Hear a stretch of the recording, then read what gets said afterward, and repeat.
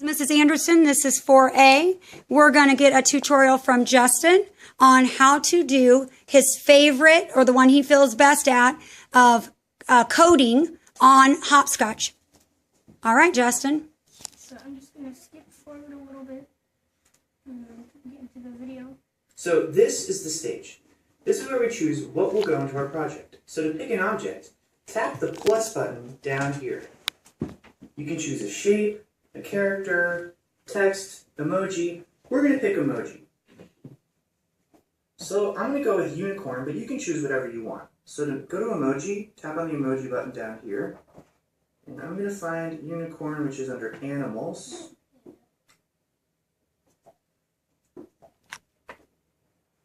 Then press check once you've chosen your emoji.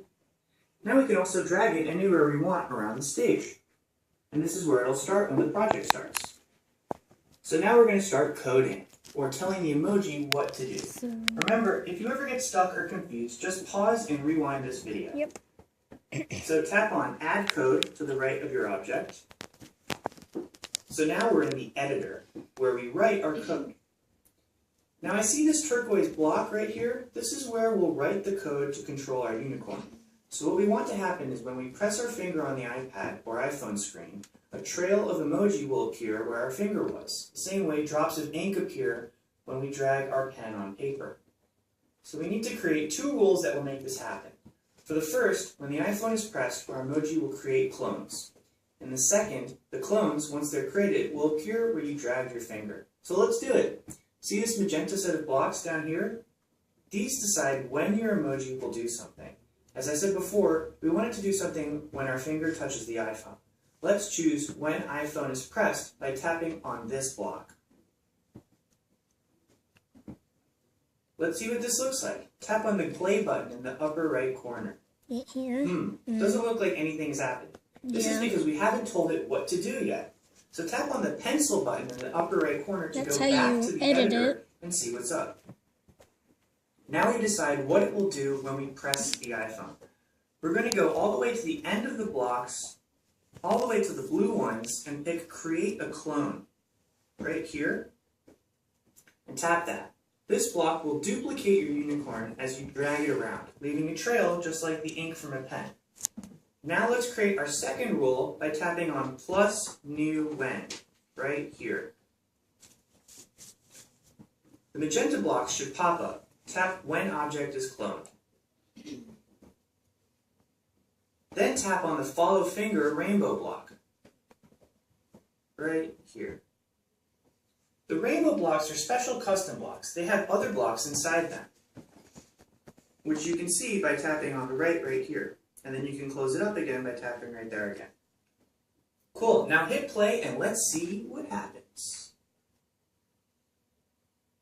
So if you press on the screen, ooh, unicorns are popping up and following me. Okay, that's cool, but it's not exactly the trail of emojis I was hoping for. So let's go back to edit by tapping on the pencil.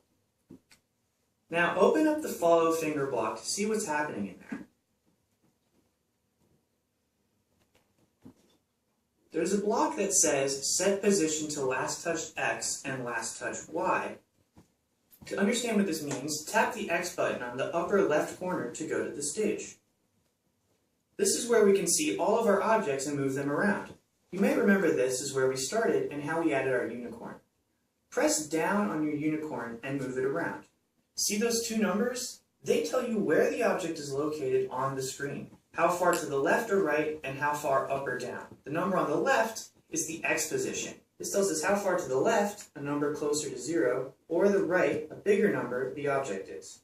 The other number is the Y position. This tells us how far to the bottom, closer to 0, or top, a bigger number, of the screen and object is. Hit C code to go back to the editor. So in this set position block, the last touched X and last touched Y values refer to the last place you touched the iPhone. We're telling the unicorn's clone to set its position to wherever the X and Y coordinates of wherever you last touched the iPhone. But this block is inside a repeat forever loop, which means that the unicorn's clone is constantly setting its position to the last place you touch the screen. Every time you press the unicorn, it's cloning itself, and those clones are following your finger. This is why it looks like there's just one unicorn, because they're all on top of each other. So grab this. For this part, it's a little bit differently than how he does it because the iPad doesn't really want to work how he does this, so I can show you that in just a minute. And drag it above the repeat forever but below the follow finger block. And you can grab it by holding down on it and then moving it right there.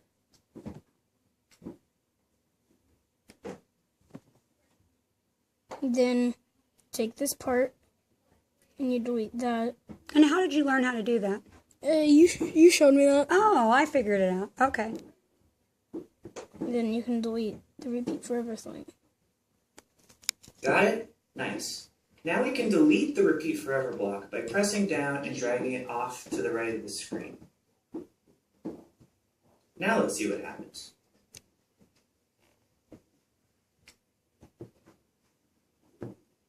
Ooh, better, but kind of buggy, and I'll tell you why. Go back to edit. There are actually thousands of clones here right now. This rule right here says that every time you press the iPhone, the unicorn should clone itself. So when you first press the screen, the unicorn is told to clone itself. A millisecond later, both of those unicorns are told to clone themselves. And all 4 clones are told to clone themselves when you press the iPhone a second again. But pretty soon you have 4, 8, 16, 32, 64, 128 thousands of unicorns in a matter of milliseconds. What we want is to only have one new unicorn every time you press the screen. And we can do that by having the unicorn spin forever after it's been created, so it doesn't have time to clone again. So scroll up to the Create a Clone block and tap underneath it, so we're right below it, and scroll through your blocks on the bottom in the keyboard until you get to the Repeat Forever, which is blue at the very end. Tap on that.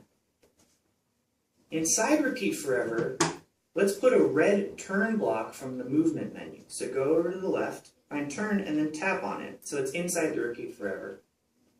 And let's have it turn by 1 degree. Then press check right here.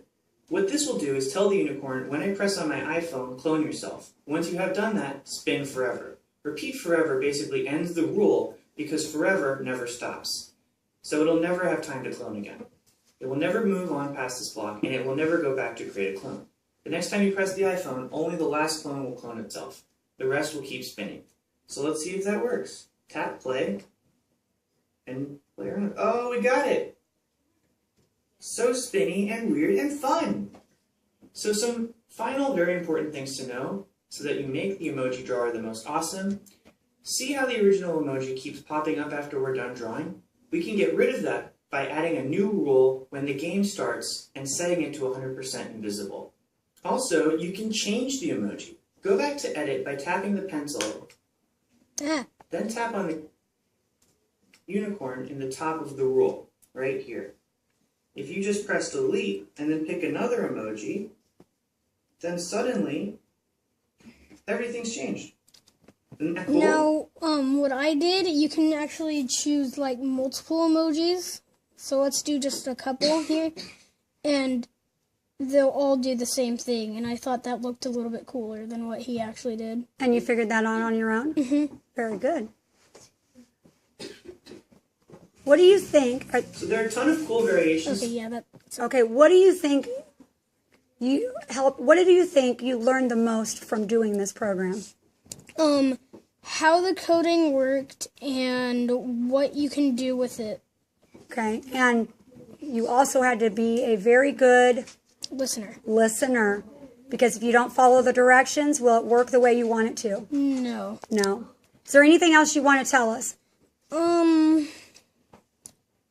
Is this the only one that you're able to use? No, I can also do other ones. This is just the one that I'm close enough with that like I can do it pretty fast. But I did notice that after you use it enough, it will eventually stop creating them. Because you're filling up the page? I don't know why that is exactly, but yeah, see, now it doesn't work anymore. Okay. All right. Well, thank you, Justin. I think you did a great job. What do you think, 4A? Yeah. Yes. Good job.